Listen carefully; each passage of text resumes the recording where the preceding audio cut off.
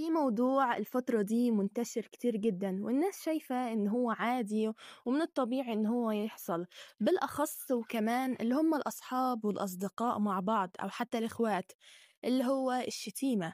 والشتيمة كمان مثلا مش بتبقى متدرجة تحت أي بند، بتبقى متدرجة تحت الشتيمة بالأب وبالأم، وكمان بألفاظ مش بتبقى أحسن حاجة.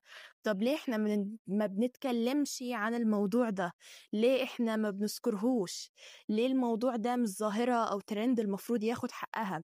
ليه أب وأم قاعدين في البيت محترمين، سواء كانوا بقى دكاترة مهندسين أو حتى ناس بسيطة، ليه هم يتشتموا؟ كل ذنبهم إن هم خلفوا طفل أو مراهق أو شاب جاب لهم الشتيمة وهزقهم في مكانهم هم قاعدين، والناس في النهاية لما تيجي تتكلم معاهم تقول لهم يا جماعة احنا أصحاب وبنهزر، ده هزار الموضوع ده يا ابن فلان ويا ابن فلانة وملافظ ما ينفعش تتقال. ليه احنا الموضوع ده مثلا ما ياخدش ترند او نسلط الضوء شوية عليه، علشان خاطر حتى الاجيال اللي طالعة؟ طب ما انت طالما بتشتم وانتي طالما بتشتمي، طب ما الاجيال اللي طالعة، طب ما عيالنا وعيالكم هيطلعوا يسمعوا الشتيمة دي. الشتيمة دي بقت دلوقتي بنسمعها من المراهقين والناس حتى الكبار في السن، بس ما حدش يتكلم في الموضوع ده، والموضوع ده مش واخد حقه.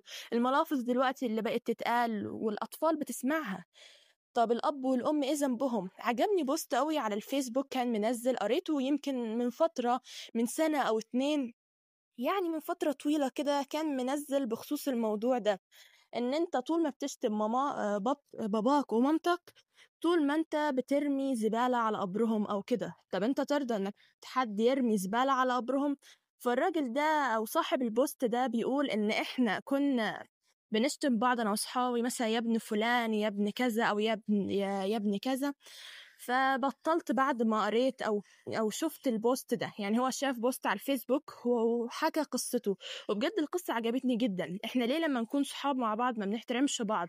ليه دايما بنمد ايدينا على بعض وبنشتم بعض كنوع او وسيلة من وسائل الهزار؟ يعني اصبحت حاليا الشتيمة وقلة القيمة بالذات بالاب وبالام أصبحت حاليا نوع من أنواع الهزار والضحك والمسخرة. طب ما ليه كده؟ طيب ليه إن إحنا نشتم أهالينا في البيت؟ ليه نسمح لحد أساسا، سواء هو كان متربي مش متربي، هو أساسا مش متربي، اللي يشتم ملافظ زي دي إن هو يقول يا ابني كذا، حتى لو الشتيمة كانت بسيطة بس هي كبيرة جدا؟ ليه أنت كواحد أو حد من اللي بتسمع الفيديو ده أو بتسمح إنك أنت تشتم من حد من زميلك؟ ليه تسمح ان حد يشتم باباك، حد يشتم مامتك؟ ايه ذنبهم؟ هل ذنبهم مثلا ان هم ربوك؟ هل ذنبهم مثلا انهم طلعوك وادوك فلوس وقالوا لك انزل، ومرضوش ان هم يضيقوا عليك وقالوا لك انزل اقعد مع اصحابك؟ ليه ذنبهم ان هم يتشتموا بملافظ زي دي؟ هل ترضى في يوم من الايام إن بعد عمر طويل، أو سواء والدك أو والدتك ربنا يا رب يرحمهم ويخلي جميع الأبهات والأمهات اللي لسه موجودين على قيد الحياة علشان خاطر أطفالهم، هل ترضى إن حد من صحابك يجي يرمي زبالة على قبرهم؟ ده اللي بالظبط اللي بيحصل. طب ما أنت لما بتشتم حد أو بتخلي حد مثلا من زمايلك، أو بتسمح له إن هو يشتم والدك أو والدتك، سواء بألفاظ، سواء بقى كانت على نية الهزار، سواء بقى كانت على نية إن هو بقى بتلعبوا بعض أو مش عارفة بتعملوا تحدي مع بعض، كأنه جاب زبالة ورماها على قبر باباك ومامتك. تخيل كده معايا لثانية المشهد، انت دلوقتي داخل او واقف على باب المقابر، وواقف مثلا لقيت حد من زمايلك بيرمي زبالة على قبر باباك ومامتك، هتعمل ايه فيه بصراحة؟ ايه الرياكشن كده اللي انت هتعمله فيه؟ وقف كده معايا الفيديو كده وتخيل، تخيل كده انت هتعمل فيه ايه؟ ايه اللي هيحصل؟ ايه اللي ممكن تعمله فيه؟ ما فيش اي حاجة غير انك هتروح تمسك فيه وتتخانق معاه.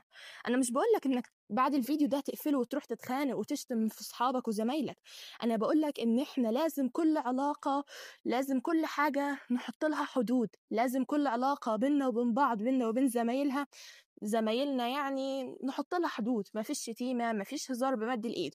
وبالمناسبة بقى الهزار بمدة الإيد دي، يعني أنت مثلا ما بتمد إيدك على صاحبك وهو بيمد إيده عليك، فهوب بقى تحصل خناقة، والخناقة تكبر وتتوسع، وكتير جدا بنشوف علاقات بتتدمر وناس بتموت بمجرد الهزار، بمجرد إن إحنا بنهزر مع بعض. هزار مش أحسن حاجة، هزار مش ألطف حاجة. ليه إحنا نمد إيدينا على بعض؟ ليه إن إحنا نمد إيدينا وان احنا نضرب بعض؟ طب ما الضرب ده بيقلب جد، ودايما بيقولك رد الفعل اقوى من الفعل نفسه. ليه نهين بعض بالشكل ده؟ ينفعش إن إحنا نهين بعض بالأسلوب وبالشكل ده مهما كان إيه هو أو مهما كان إيه اللي بيحصل. بصراحة الفيديو ده كنت عايزة أسجله بقالي أكتر تقريبا من يومين أو 3. الفيديو ده أنا بتكلم فيه دلوقتي حاليا أنا موجودة فوق السطوح، وكنت طالعة أساسا أغير جو، ما كانش في نيتي إن أنا أسجل أي فيديوهات. ولكن الموضوع ده بصراحة بقت ظاهرة منتشرة جدا، ومن حقنا إحنا كصناع محتوى أو يعني كقنوات على يوتيوب إن إحنا نسلط الضوء عليها.